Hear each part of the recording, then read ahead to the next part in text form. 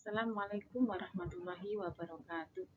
Bertemu lagi dengan saya Endah Sri Rahayu dari kelas A14 semester 4 NIM 228 1130690. Pada video kali ini saya akan mencoba memaparkan tentang Learning Management System atau yang biasa disingkat LMS. Sebelum kita bahas LMS, alangkah baiknya kita mengetahui dulu e-learning itu apa. E-learning adalah singkatan dari Electronic Learning atau pembelajaran elektronik. Menurut Bullen and James tahun 2007 halaman 176 yang mendefinisikan e-learning sebagai proses pembelajaran yang menggunakan teknologi internet untuk memfasilitasi, menyampaikan, dan memungkinkan berjalannya proses pembelajaran jarak jauh. Lalu apa saja teknologi-teknologi pendukung e-learning? Ada persiapan atau input, pembelajaran atau delivery, dan evaluasi atau output. Persiapan sendiri adalah proses pembuatan materi. Sebelum proses pembuatan materi, proses pembelajaran bisa melalui aplikasi Office, entah itu PPT, Word, Excel, dan lain sebagainya. Kemudian penggunaan aplikasi pembuatan animasi seperti Flash, Movely, Powtoon, dan lain-lain. Lalu persiapan handycam atau kamera, perekam, dan video editor untuk mengedit video bisa menggunakan CapCut, InShot, Video Show, dan lain-lain. Kemudian persiapan selanjutnya adalah bisa menggunakan voice recorder, voice editor untuk merekam suara dan mengeditnya. Setelah semua persiapan tersebut sudah ready, lalu di setup atau diatur ke LMS. Yang kedua adalah pembelajaran atau delivery. Pembelajaran di sini adalah proses interaksi peserta didik dengan pendidik dan sumber belajar pada suatu lingkungan belajar. Karena di sini secara online, maka proses tersebut bisa lewat email, chatting, search engine, atau program komputer yang dirancang untuk melakukan pencarian atas berkas-berkas yang tersimpan dalam layanan www, FTP, publikasi milis, ataupun newsgroup dalam sebuah ataupun sejumlah komputer penyedia layanan dalam suatu jaringan. Bisa juga lewat LMS, video conference, maupun perpustakaan digital. Kemudian yang ketiga adalah evaluasi atau output, yaitu proses untuk mendapatkan data dan informasi yang diperlukan dalam menentukan sejauh mana dan bagaimana pembelajaran yang telah berjalan agar dapat membuat penilaian atau judgement dan perbaikan yang dibutuhkan untuk memaksimalkan hasilnya. Biasanya media yang digunakan adalah email, chatting, video conference, LMS sendiri, atau SIAK. SIAK adalah Sistema Informasi Administrasi Kependudukan dan lain-lain. Nah, kesemua proses tersebut dapat berjalan optimal tergantung oleh jaringan dan infrastruktur dasar pendukung. Kemudian ada pula bentuk-bentuk komunikasi sebagai implikasi teknologi e-learning, yaitu sinkronus dan asinkronus. Sinkronus adalah pembelajaran yang penyelenggaraannya dilakukan secara tatap maya pada waktu yang sama dan sudah terjadwal. Sinkronus bisa juga dilaksanakan secara same place atau di tempat yang sama, co-located, seperti classroom dan LMS, ataupun different place, atau di beda tempat seperti audio atau video conference. LMS, chat, online whiteboard lewat satelit delivery synchronous streaming.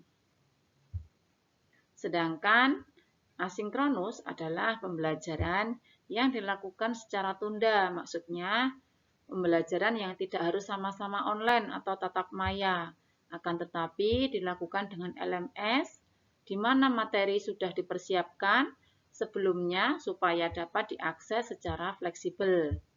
Asinkronus jika dilaksanakan secara co-located atau di tempat yang sama bisa menggunakan learning center, laboratory, library, atau bisa juga lewat LMS. Namun, jika dilaksanakan di berbeda tempat, maka media yang digunakan adalah email, CD-ROM, LMS, melalui discussion board, www, World Wide Web. Kemudian bisa pakai video atau audio tape, atau juga bisa menggunakan arsip streaming. Baiklah, teman-teman pasti sudah familiar kan dengan istilah LMS?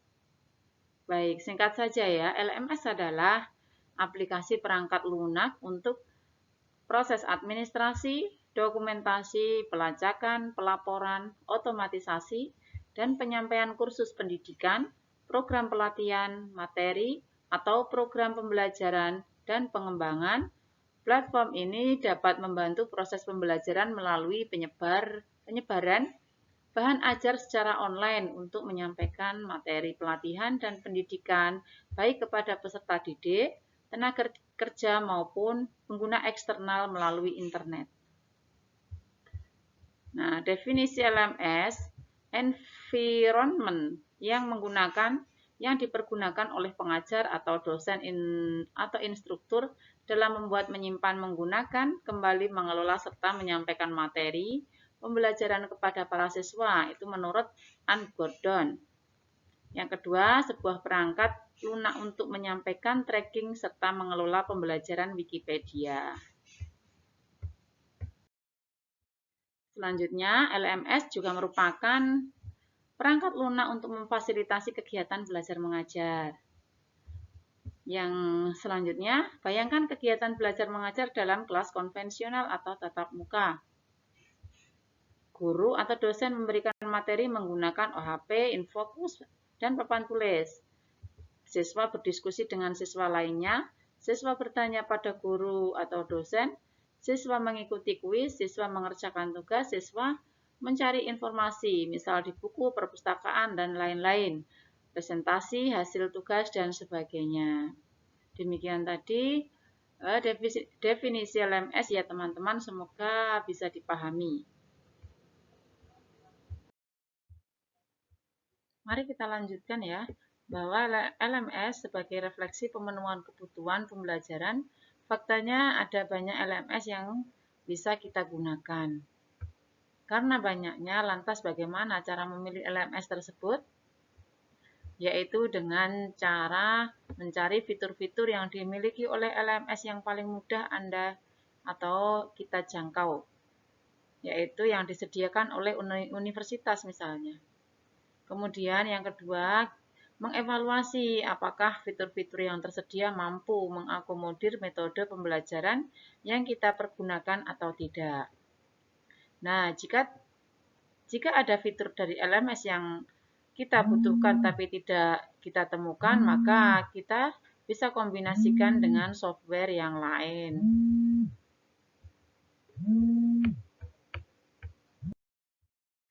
Nah, apa sih aktivitas-aktivitas dalam metode pembelajaran? Yaitu ada teacher-centered dan student-centered. Yang pertama adalah teacher-centered adalah metode pembelajaran yang berfokus pada guru atau asal guru senang. Maksudnya bagaimana? Maksudnya di sini adalah bahwa metode ini merupakan metode pembelajaran yang bersifat konvensional dan pengajar sebagai pusat pembelajaran, siswa sebagai pendengar atau penerima materi saja, dan interaksi antar pengajar dan siswa, serta siswa dan siswa yang minimum. Aktivitas-aktivitas dalam mode pembelajaran selanjutnya adalah student-centered atau yaitu metode pembelajaran yang sangat berfokus pada murid atau bisa disebut asal murid senang. Teori belajar yang paling berpengaruh saat ini adalah teori konstruktivis.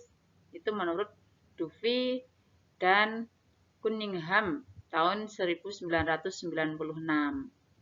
Constructivist learning setting adalah belajar pemahaman yang didapatkan melalui cara-cara aktif dan siswa dituntut untuk mampu mengonstruksi pengetahuan. Student-centered learning merupakan pembelajaran yang didasarkan pada model konstruktivis tersebut. Pada student-centered learning, terjadi pergeseran peran dari pengajar menjadi fasilitator. Fasilitator menyediakan kerangka belajar siswa. Aktivitas-aktivitas di dalam pembelajaran bergantung pada learning design. Aktivitas-aktivitas dalam metode pembelajaran student-centered meliputi yaitu constructivist learning design atau model pembelajaran konstruksi, yaitu diantaranya PBL, case-based learning, project-based learning, inquiry-based learning, dan role play. Kemudian beberapa aktivitas yang umum, diantaranya diskusi antar siswa, pencarian informasi melalui perpustakaan, search engine, atau Google, dan lain-lain. Kemudian monitoring oleh fasilitator atau guru. Kemudian presentasi hasil pembelajaran, dan lain sebagainya. Dan dengan metode ini, siswa dapat aktif menggali ilmu, bereksplorasi, dan merumuskan materi yang telah didapat. Oke, mari kita lanjutkan mengenai fungsi utama LMS, yaitu dalam pembelajaran ada banyak pihak yang terlibat, antara lain siswa, pengajar, asisten, sekretariat akademik, keuangan, dan sebagainya. Kemudian LMS biasanya hanya mendukung 3 user utama, yaitu siswa, pengajar, dan administrator sistem. Lalu salah satu standar yang dipakai dalam menentukan fungsi LMS adalah Learning Technology System Architecture atau LTSA dari IEEE. LTSA adalah arsitektur yang menggambarkan rancangan sistem level tinggi beserta komponen-komponennya yang merupakan hasil penelitian yang dilakukan oleh divisi Edutol dari Varans Incorporation. Kemudian, fungsi utama LMS 2 adalah merupakan komponen sistem LTSA, yaitu proses yang meliputi entitas siswa, evaluasi, pelatih, dan pengiriman. Proses dideskripsikan dengan batasan, input, proses atau fungsionalitas, dan output. Penyimpanan data yang meliputi raport siswa dan sumber daya pembelajaran. Penyimpanan data dideskripsikan dengan tipe dari informasi yang disimpan dan dengan metode search, retrieval, dan update. Kemudian, aliran data yang meliputi perilaku, penilaian, informasi siswa, query, info katalog, lokator, materi pembelajaran, multimedia, konteks interaksi, dan preferensi pembelajaran. Aliran data dideskripsikan dengan konektivitas, one way, two way, static connection, dynamic connection, dan sebagainya. Dan tipe informasi yang dialirkan. Berikut ini adalah fungsi utama LMS 3 ya teman-teman. Fungsi utama LMS 3 yaitu Student Management, menyediakan fungsi-fungsi terkait dengan pengaturan siswa. Kemudian Course Management, menyediakan fungsi-fungsi terkait dengan pengaturan mata ajar. Lalu Skill Assessment atau Evaluation, menyediakan fungsi-fungsi untuk proses evaluasi pembelajaran. Kemudian Collaboration Support, menyediakan fungsi-fungsi untuk proses kolaborasi sesama siswa maupun antara siswa dan pengajar. Yang berikutnya Learning Centric atau Personalization dan Tracking System, menyediakan fungsi-fungsi terkait dengan personalisasi pembelajaran siswa. Lalu Registration and Administration, menyediakan fungsi-fungsi terkait dengan proses registrasi dan administrasi akademik lainnya. Nah, berikut ini sebagai contoh fitur dari beberapa LMS 1. Yang pertama adalah Angel 62. Web City, Blackboard Academic Suite, eCollege EU, kemudian KIWL, model Sakai 20 Tutor 15. Nah, yang ini adalah contoh fitur dari beberapa LMS 2, yaitu Learning Tools, terdiri dari Communication Tool, yaitu Discussion Forum, File Exchange, Internal Email, Online Journal atau Notes, Real-Time Chat, Video Service, dan Whiteboard. Kemudian Productivity Tools, di antaranya adalah ada Bookmarks, Calendar atau Progress Review, Orientation atau Help, Searching within Course, kemudian Work Office atau Synchronize. Yang ketiga adalah Student Involvement Tools, yaitu terdiri dari Group Work, Self-Assessment, Student Community Building, kemudian yang terakhir Student Portfolios.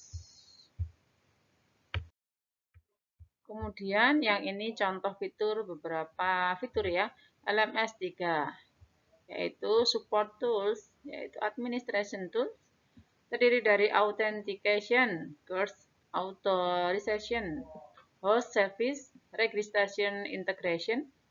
Yang kedua, Course Delivery Tools, terdiri dari Automated Testing and Scoring, Course Management, Instructor Helpdesk, Online Grading Tools, Student Tracking.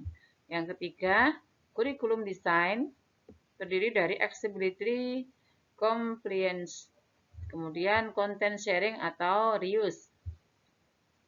Lalu Course Template, Curriculum Management, Customized Look and Feel, Instructional Design Tools, Instructional Standard Compliance.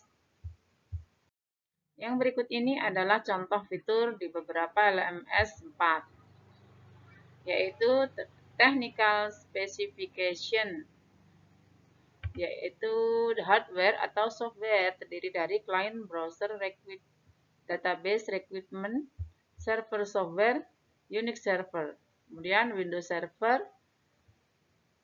Pricing Licensing, terdiri dari Company Profile. Lalu Codes, terdiri dari Open Source, Optional Extra, Software Version.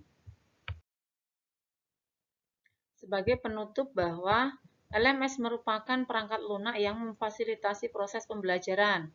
Kemudian pemilihan LMS harus disesuaikan dengan metode pembelajaran yang dipergunakan. Nah, penggunaan LMS harus dibarengi dengan fasilitas yang lainnya, atau internet untuk pencarian informasi, video conferencing, tatap muka, dan lain-lain. Demikian ya teman-teman yang dapat saya paparkan, semoga bermanfaat. Banyak kurang dan salahnya, saya mohon maaf yang sebesar-besarnya. See you next time di video berikutnya. Thank you for watching. Akhirul kalam, wassalamualaikum warahmatullahi wabarakatuh.